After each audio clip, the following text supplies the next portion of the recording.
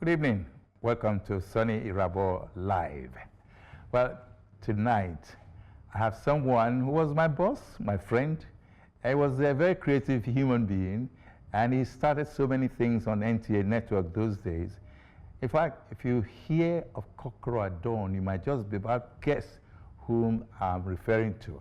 Well, none other than Mr. or Olorogun Peter Igho. Or is it Igho or Igho? Igho. Anyway, Igho. So he's my guest on Sunny Irabo Live tonight. And the truth is, we're going to go down memory lane and discuss a lot of beautiful issues, drama presentations like Kokoro at Dawn, New Masquerade, Mirror in the Sun, so many others. But beyond that, he rose again and went beyond the limit and became a DG of the National Lottery Commission. Well, Mr. Peter Igho is my friend and my guest. You're welcome, sir. Thank you very much. So here we are. Glad to be here.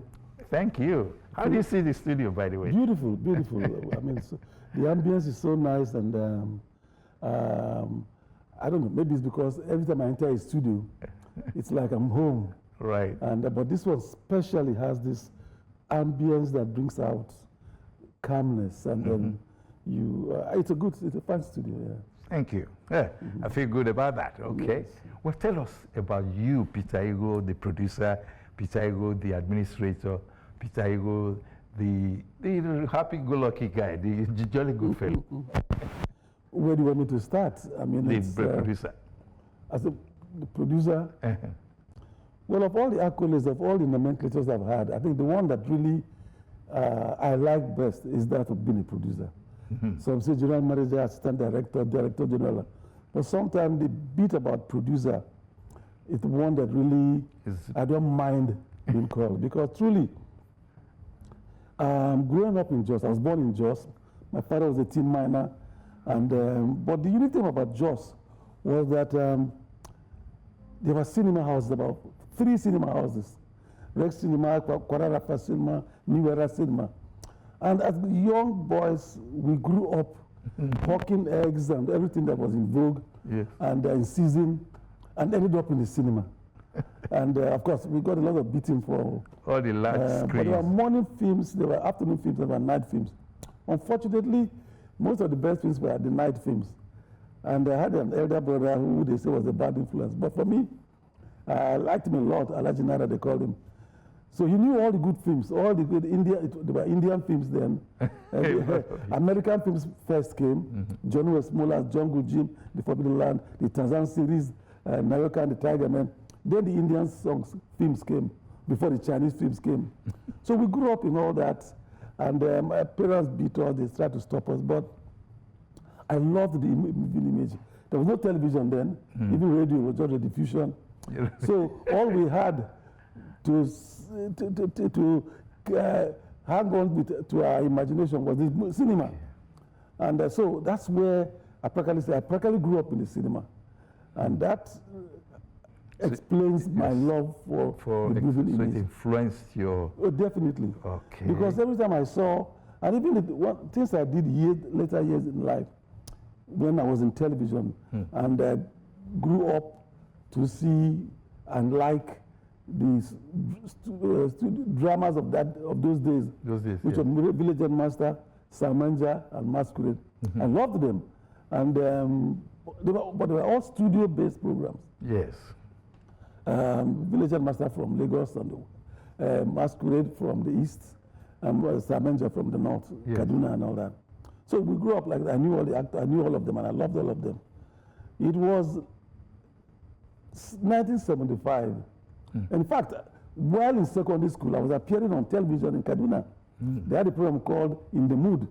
It was a musical program where we dressed like the artists and sang the songs of the artists that we were imitating. Afro hair was very much Oh yeah, we were the Beatles. So we had complete with the wig and all that. The Beatles. I was John Lennon, and so we sang all their songs. Whoa, whoa, whoa, I never realized what a kiss could be. All those songs we sang. But then for us it was just a magic world. And you know, television had just come when I was in secondary school. And many people didn't have televisions. No. So those who had, you went to their houses, stood by the window to watch the black and white TV sets. And those were Hawaii Five-O times. Those were the Hawaii Five-O movies, American films that started coming and all that. So that is the kind of background in which I grew up. And so how did Cock Crow at Dawn, which appears not to have been studio-based, by the way, yes, how did that come about and where? Well, again, because, like I said, I practically grew up in the cinema, I was used to movies happening in real situations. Okay. I mean, you see people in the market, you see them in the market. Exactly. You see people driving the cars on the streets. You see somebody in the swimming pool is in the swimming pool, not in a fabricated structure in the studio pretending to be there. Yes. So, and that was what the Village Masters and Manja, they were all studio-based programs. Yes. And that was how they were designed to be. Because at that time, the cameras available were the humongous big studio cameras. There were no portable video cameras. No. So everything was done in the studio. Even the news, they had Bolex cameras where they had 8mm films, where they shot little bits and processed for the bits in the news. So when I joined television formally in 1975 as a pioneer member of NTV Sokoto. Okay. At that time, all the TV stations belonged to the states. They all are NTV Sokoto, NTV Kaduna, NTV Lagos, NTV Kaduna. When we joined Sokoto Television, it was all the same big, huge studio cameras, no video cameras for outside shooting. They had not been invented, they had not come. So I was shooting, I was producing Hausa and English drama. I was in charge of drama, Hausa and English, every week. And again, because we had no recording facilities, we were transmitting live. Imagine rehearsing your drama for 1 hour. And then you don't do it live. As soon as they say, studio, coming to you in the next 5 minutes, bang, bang, bang, and you come on live. No margin for error. So and you ran your drama no editing of any sort? No. Well, as soon as you finish, they ran on those, for your credits were rolled on the roller those days. So that was how, when I joined, what it was. But, like I said, I grew up in the cinema and I liked the open spaces.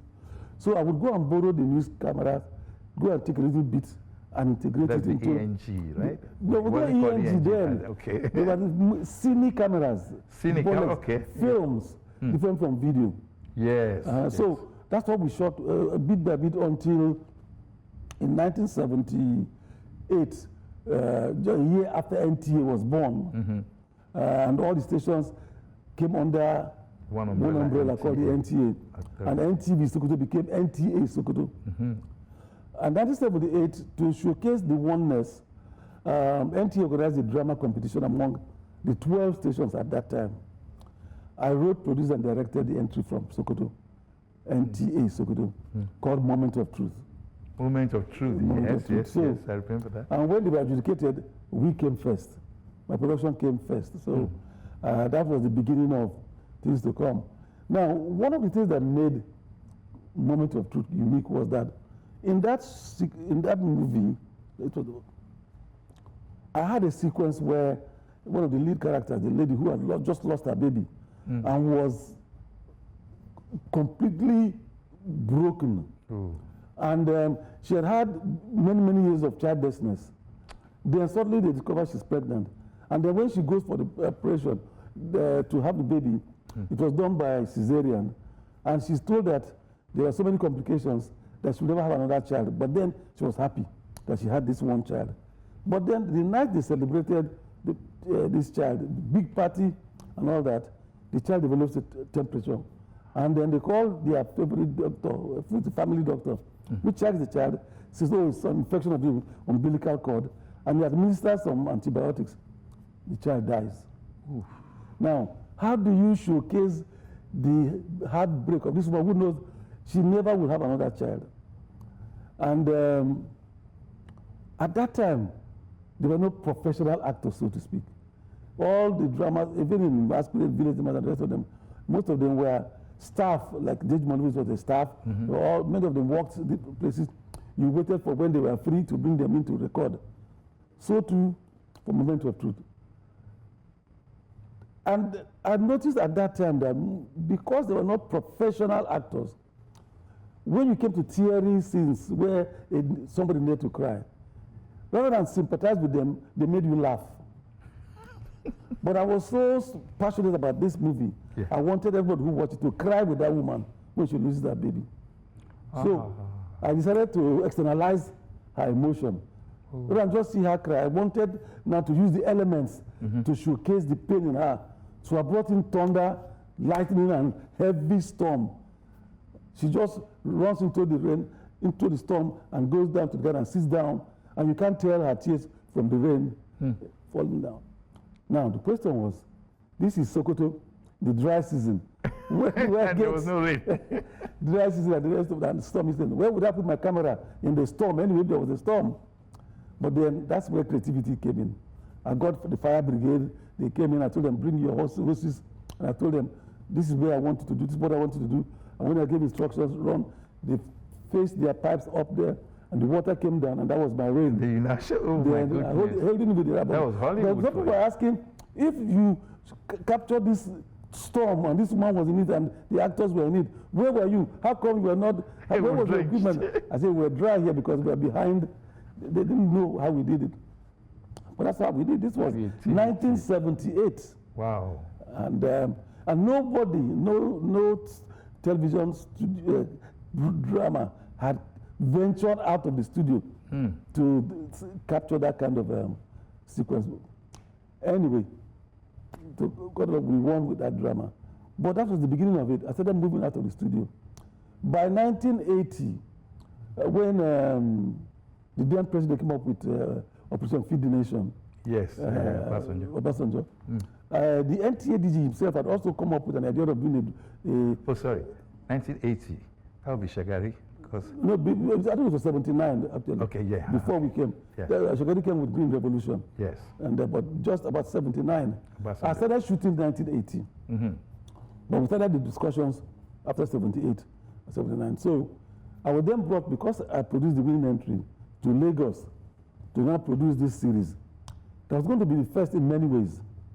Because of what has shown in that Moment of Truth, I was now brought to produce a new series that was going to be the first of its kind on the network, so the first drama series on the NTA network. Okay. And it was going to be shot entirely on location. On location. Again, because there was no portable video camera, I had to shoot on film, 16mm film.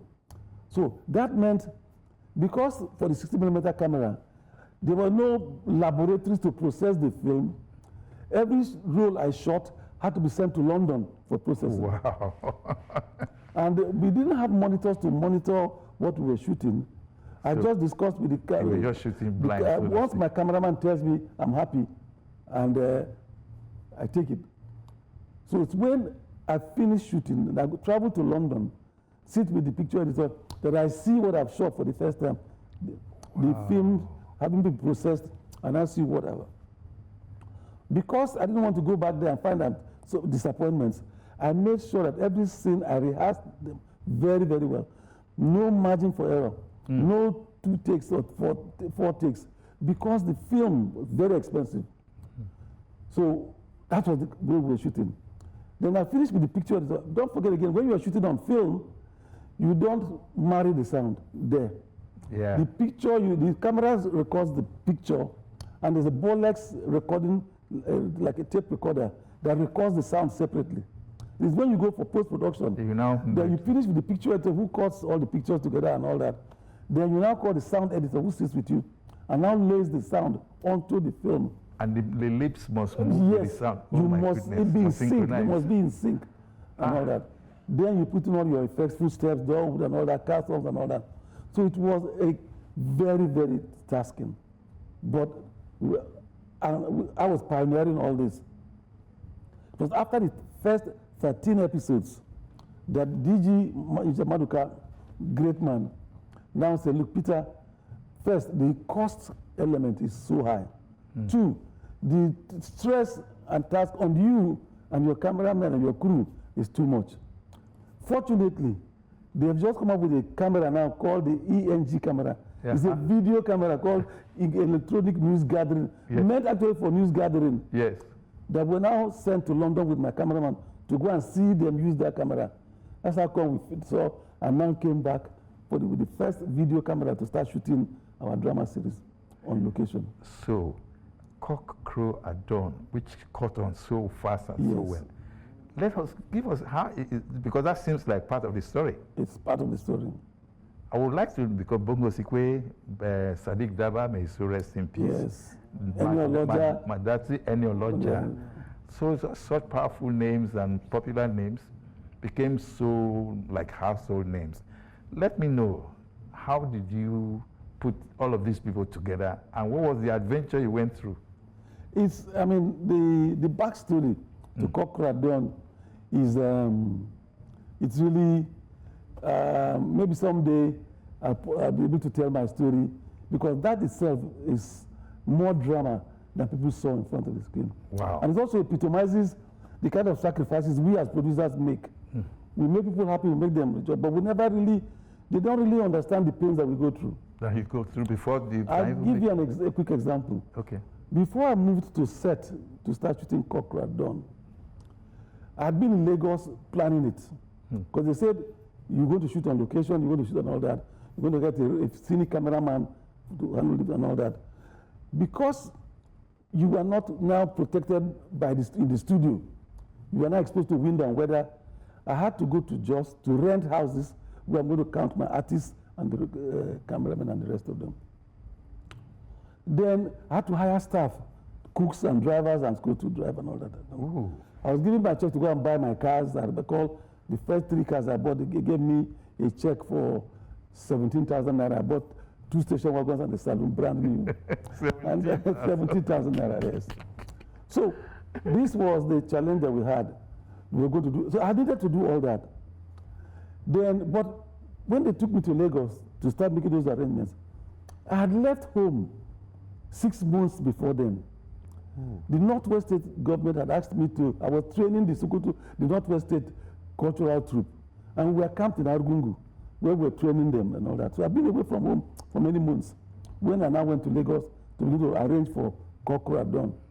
So by the time I came back and agreed that we're going to start shooting in January 4th or 5th of January 1980, and I had to go back. That was a very Harmattan period, too. Yes.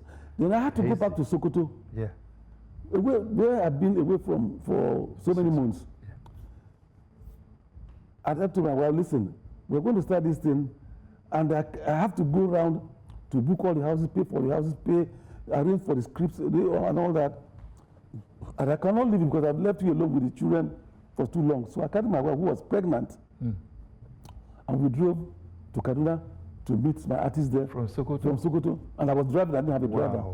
Drove to Zaria to meet Kasim Uyero and all the other actors there. Then we had to get to Jos to pay off the landlords, arrange for the furnishing of all the houses and all that. It was like setting up a station of your own.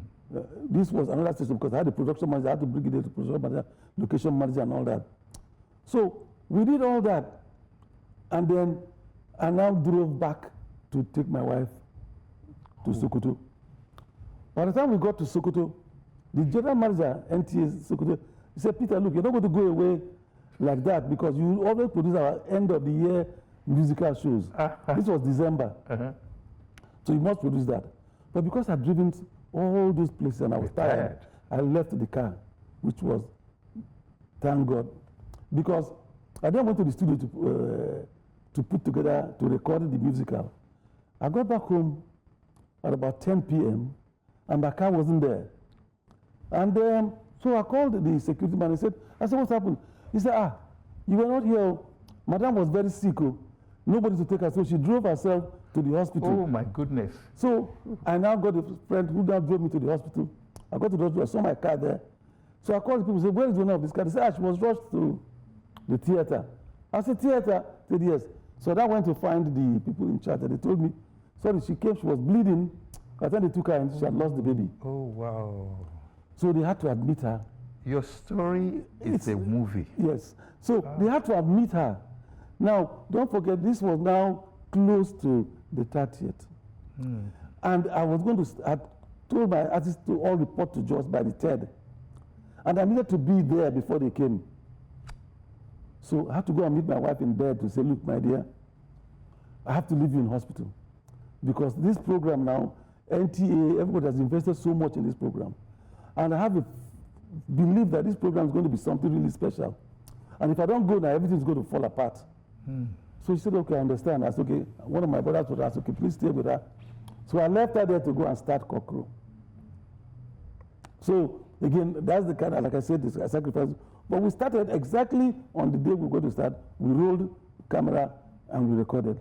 But when we go through, people see that. They don't see that backstory. Exactly. They just know that you've done. Wow. But that's the kind of background that all of us in broadcasting go through. We do our crying in the rain, like my artist moment of truth. By the Heavenly Brothers. So that's how we started Cockroach Dawn. Oh. Now,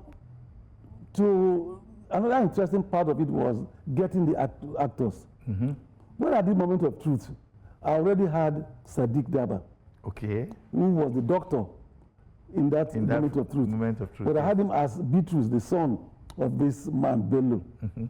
And I remember that one man in Jos, Judge Menta, if you saw Sadiq, you actually think that it was father and son. So getting father and son was easy. Now, the lady who lost her baby in Moment of Truth was Tola Wobori of blessed memory. She's dead now. She was a lecturer in ABU. So I got her to be the daughter.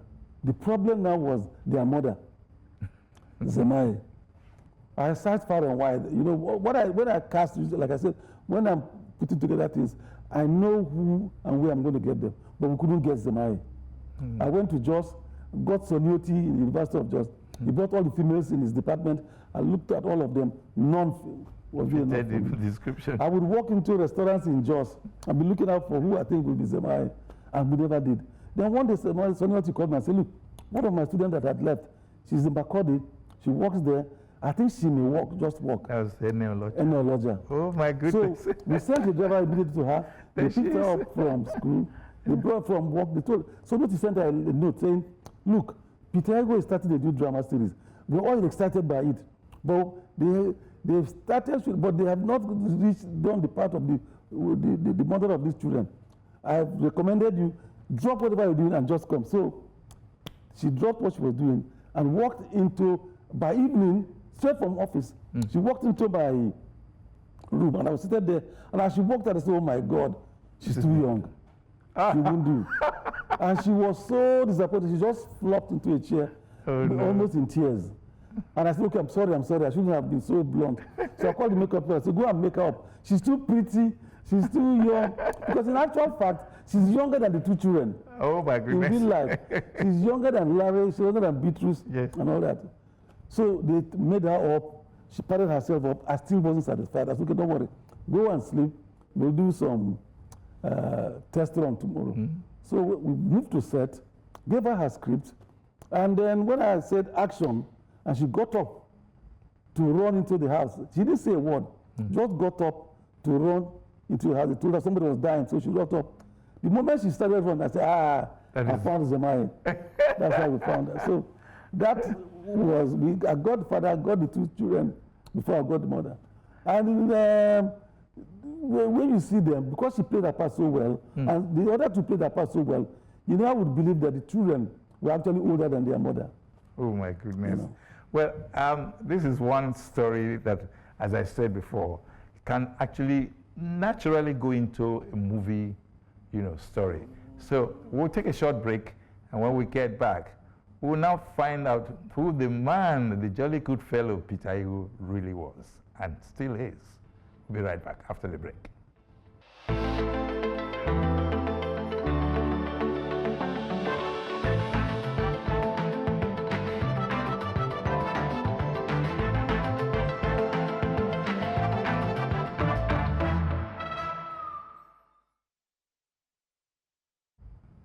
Yes, welcome back. Peter Igho is a name that every natural broadcaster will say, I know him, I've heard of him, he's done this or he's done that. It could be an enigma if you like. But then, how did Peter Igho get into television? This is the question I would like to ask to start with. How did you get involved in TV? Well, like I said earlier, I mean, even in my secondary school, I participated in television programs. Actually, at one point, I was presenting a quiz program on television in Kaduna. Quiz? Yeah, a quiz program for students. And it may sound very simple, but it gets very tricky, especially with children. I just very quickly talk about one. There was an episode in which I couldn't go to present. So my assistant, a lady, went to present it. And these young children with their brilliant minds, the question was, what is the instrument for measuring time?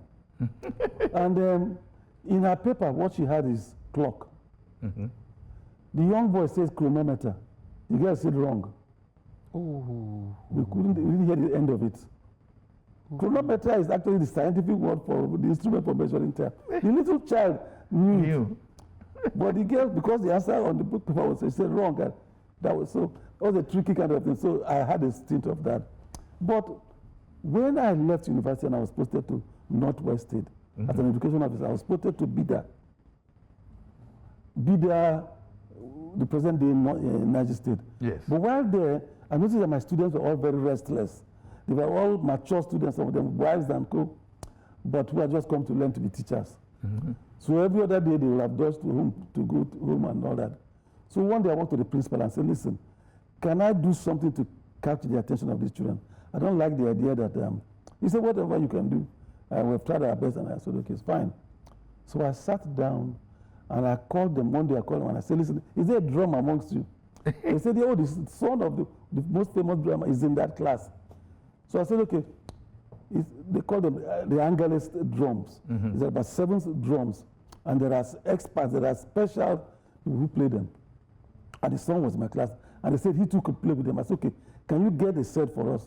He said, yes. So I gave him money and he got a set for us. So one day I just said, go to the hall there on stage, just me and him. I said, just play, I want to listen to. Can you play? And so people were just coming to see. Before I knew, I just sat down, they were watching them. They were all dancing, enjoying themselves. I'll buy drinks and sit there. Got their attention. I got their attention. So I said, there's more to go. I went to the girls' school, and this was all a boys' schools. I went to meet the principal. I said, listen, can you give me some of your girls to join? She said, God forbid, those rough boys to go and carry these girls. I said, listen, those girls come from the same homes as those boys. It's when they come to school that you separate them and call them rough boys. They are their brothers and all that. So she said, I'll think about it. A week later, she called me and said, I'll bring them. So I said, just put them in a bus with their reverend sisters. Lead them to the hall. We rehearse with them, and they go back. No hanky-panky. So she agreed. And of course, the girls were all excited. So when they came the first time, I had them dance together. And I just watched them dance. And then I wrote a dance drama called Ugaga Sat. Okay.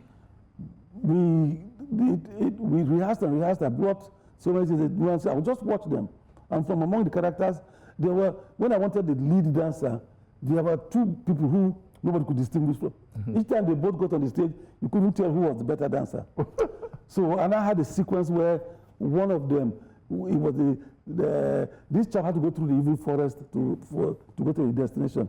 But to do that, he must first pass through the blood-sucking sisters, the Bara sisters. Then he must meet the dancing demon who challenged him to a dancing contest. So the second boy was the dancing demon who challenged to a dancing contest. And whenever we came to that sequence, the roof came down. So we had this very exciting thing.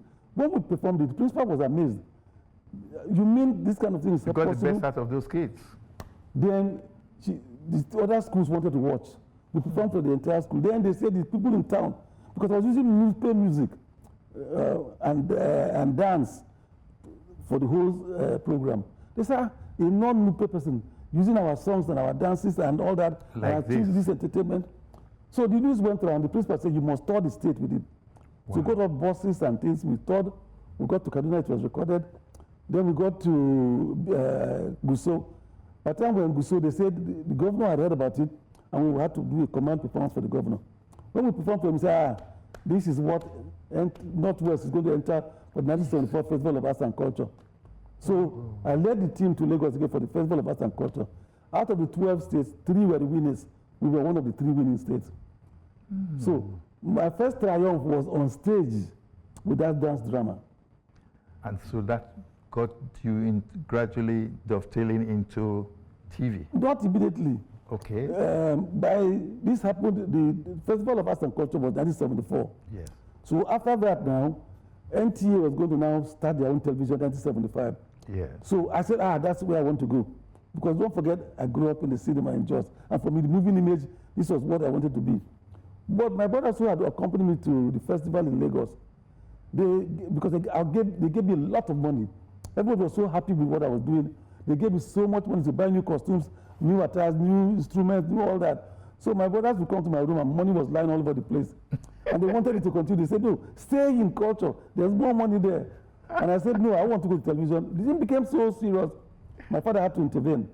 And he asked me why I wanted it. I said, look, I've always dreamt about being in this kind of thing. And that's where I want to go. All the stories you told me, my mother, I want to be able to do my own stories like that. My brother said, no, what is it? Produced and directed by? Where will it take you? See where there's money. My father said, just leave him. This producer that you are ignoring, one day, that produced and directed by Peter Igwe will open more doors than money can do. Very prophetic. And that's exactly what happened. That's how come I joined television in 1975 as a pioneer member of NTV Sokoto. That was my first formal entry into television.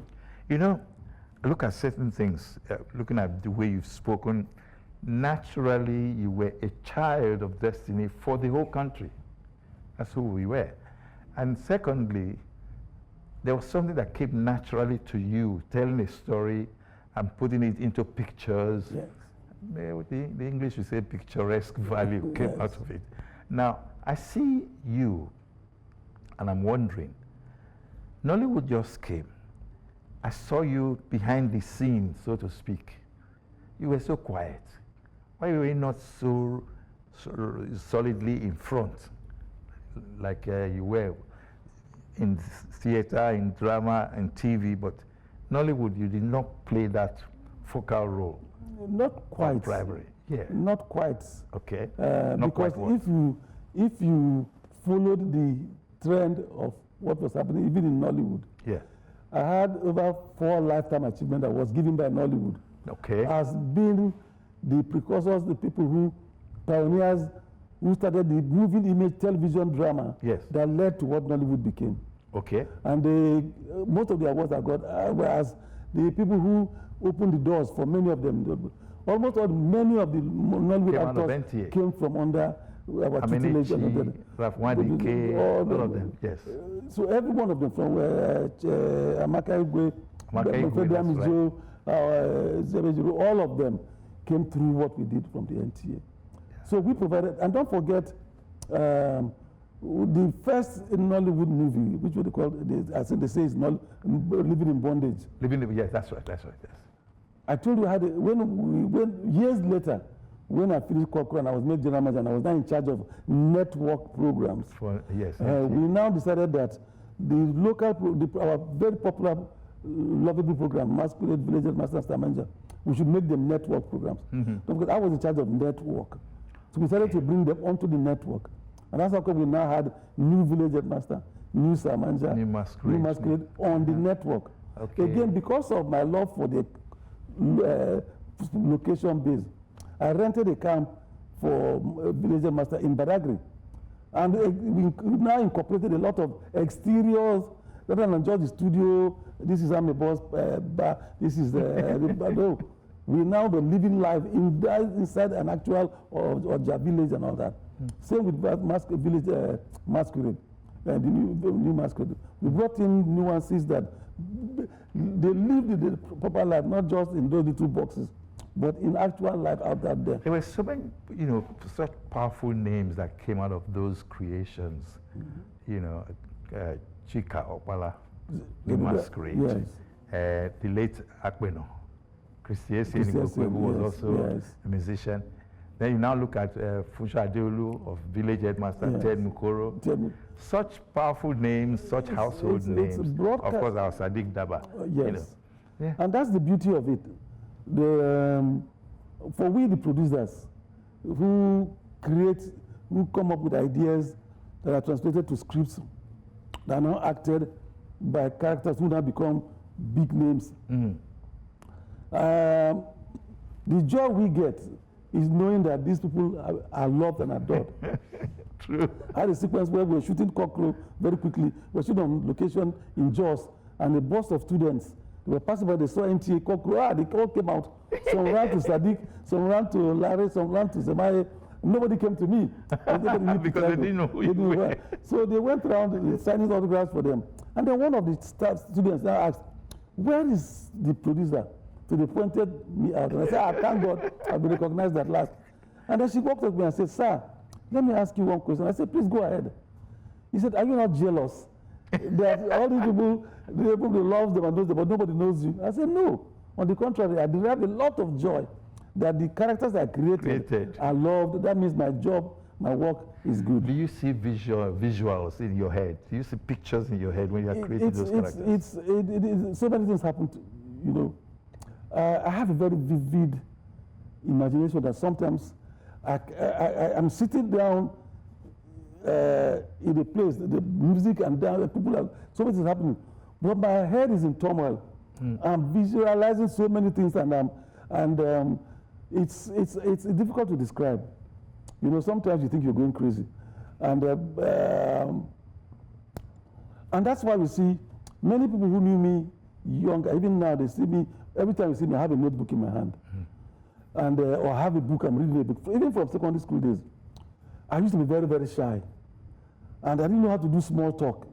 When people get and they're talking, and I said, what do they talk? What are they talking about? Maybe because I found them a little too.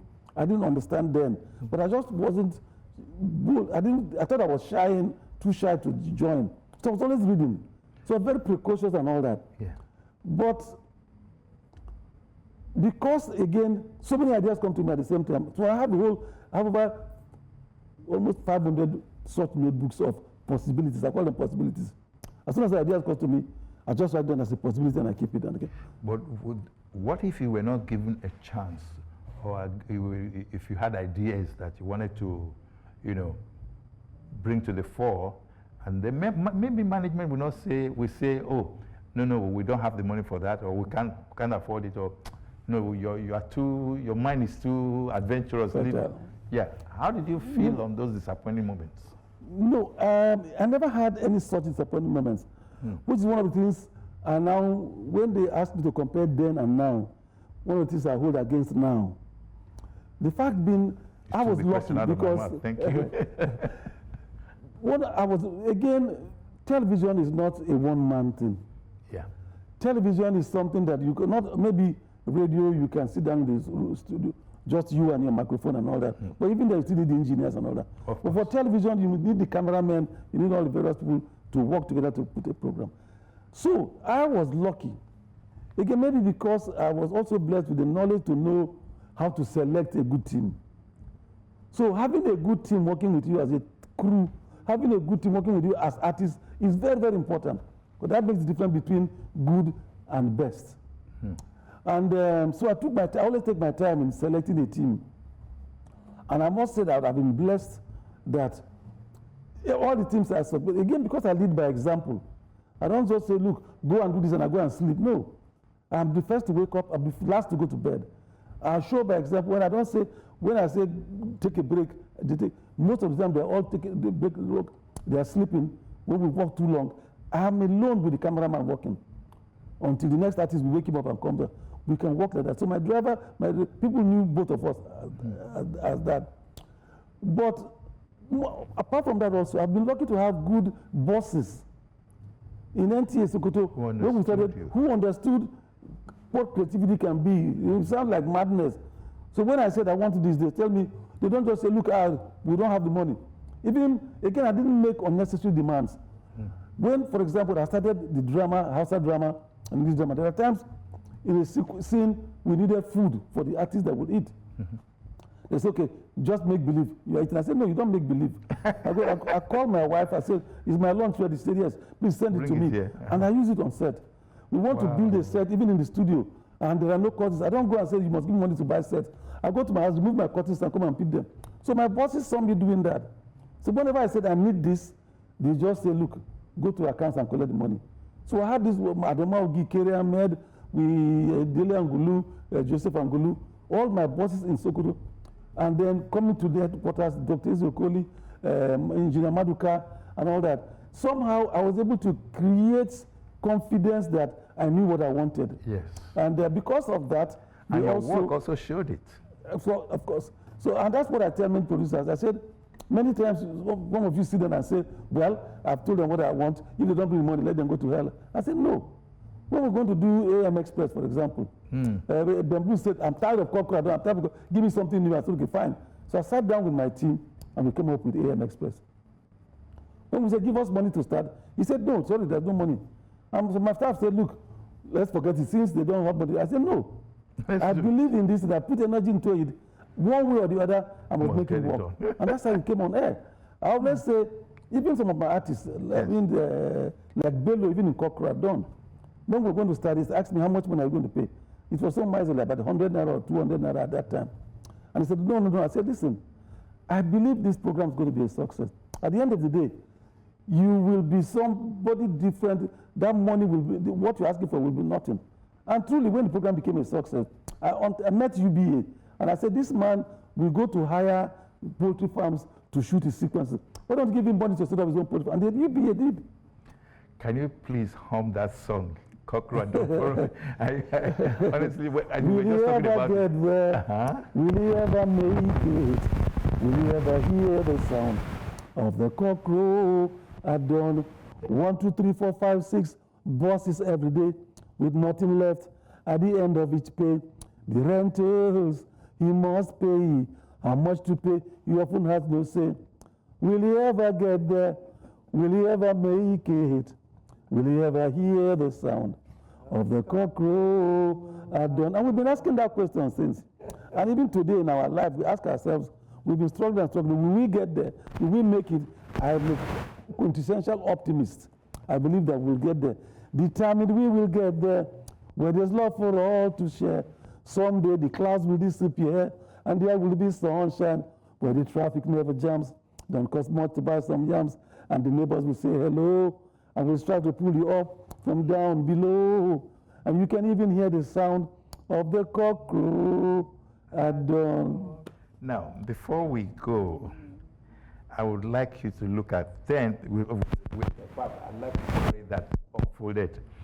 Let's look at then and now. Yes. Television production, programming. A lot of theater was then. It seems you've left everything to Nollywood. TV programming today is more of current affairs, breaking news, and the like. So compare.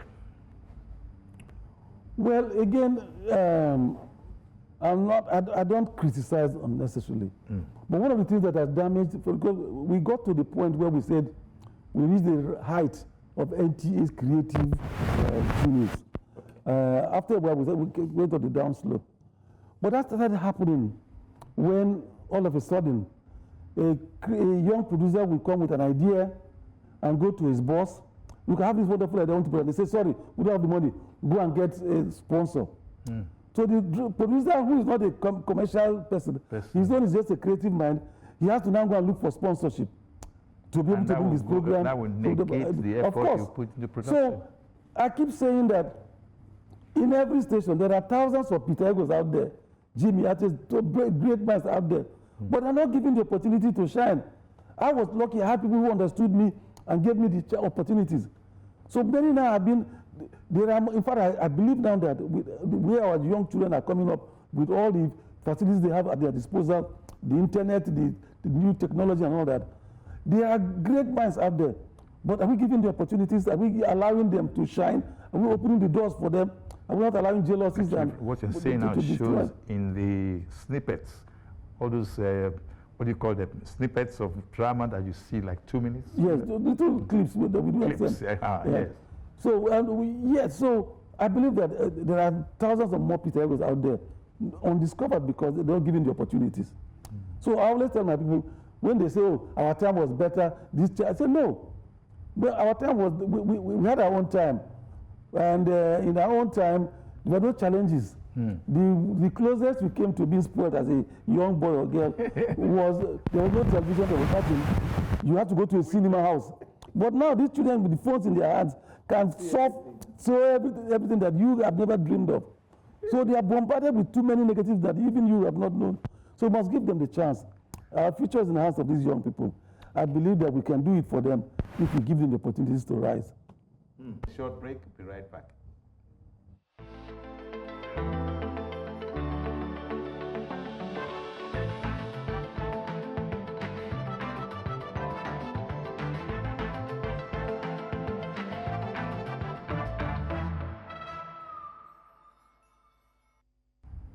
Yes, welcome back.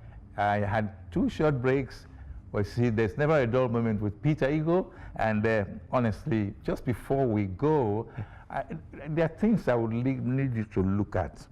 Training on the job and training off the job. I say it that way because it looks like training is being compromised in such a way, maybe because of the way things are these days. But let me cut my long question short. What about training? Very important. Because you never know enough. In this industry, you learn every day. I never stop learning myself. I'm one of the, I'm a TV addict.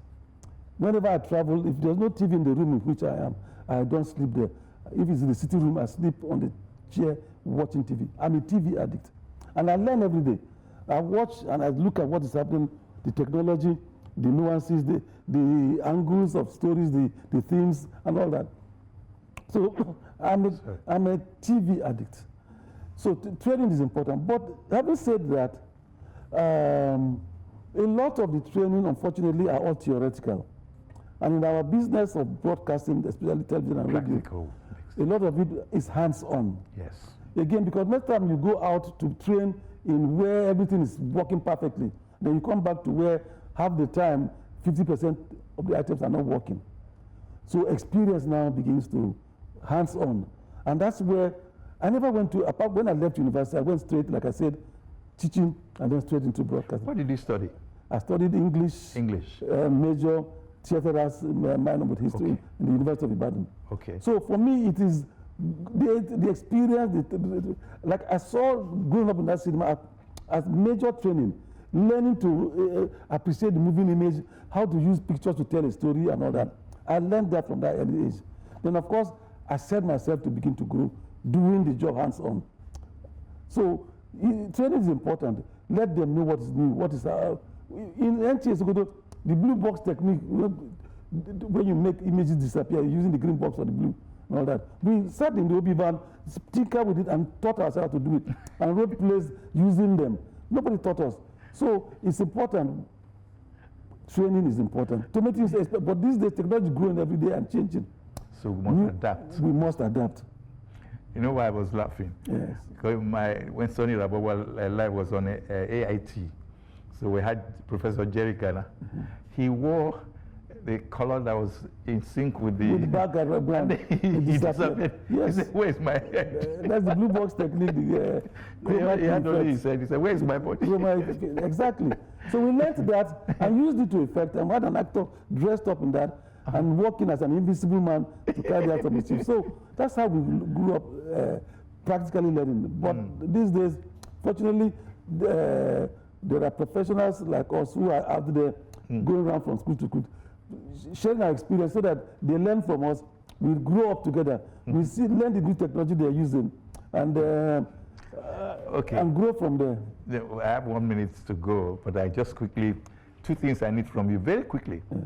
Who produced Suspicion? Is that your son? My son. What's his name? Igho. Okay. He's again, Tosi is my last born, but he and I made history because in 2020 Africa Magic Awards, his movie 7 that had 7 nominations won an award, and I was given a Lifetime Achievement Award. And 2 of us on the same stage on the same day They said it's history, father and son. Was your night? It was our night. Okay, well, because of our good friend, Sadiq Daba, Yes. I would like us to sing that song again. And of course, our very, very dear friend, Bongo Igwe, let me hear you sing that song. I wish I could sing it like you do. Will he ever get there? Will he ever make it? Will he ever hear the sound of the cockcrow at dawn? 1, 2, 3, 4, 5, 6 buses every day with nothing left at the end of each pay. The renters he must pay. How much to pay? He often has no say. Will he ever get there? Will he ever make it? Will he ever hear the sound of the cockcrow at dawn? And on that note, I'm going to have to end this program very reluctantly because this is a great mind, a great son of Nigeria, Peter Igho, MFR, member of the Federal Republic, right? Thank you very much. And Olorogun too. Olorogun, that's what's the president of the Urhobo Leadership Forum. Yeah. And, oh, you're president of Urhobo Leadership Forum. And this new producer, forgive me. I'm also the national coordinator of the Goodwill Ambassadors for Senior Citizens, of which you are a member. Well, if any of you is above 60, you are in my territory. Yes, sir. The government now is promoting looking after our elders. Amen. Government now is taking very seriously the responsibility of ensuring that our elders do not suffer. Those who have been 60 years and above, this is your time. The government is interested in your development, your health, your wellness, and your continued productivity. Fantastic. Well, I'm glad that I'm old. I'm agreeing to the fact that I'm old. And so Peter Igho has been on Sunny Rabo Live this evening, and I hope you enjoyed it. We went through down memory lane. We couldn't help it. That's the beauty of the kind of work we do. Thank you. Thank you, sir. Thank you very much. So much. Thank you for God bless taking me in. Thank you.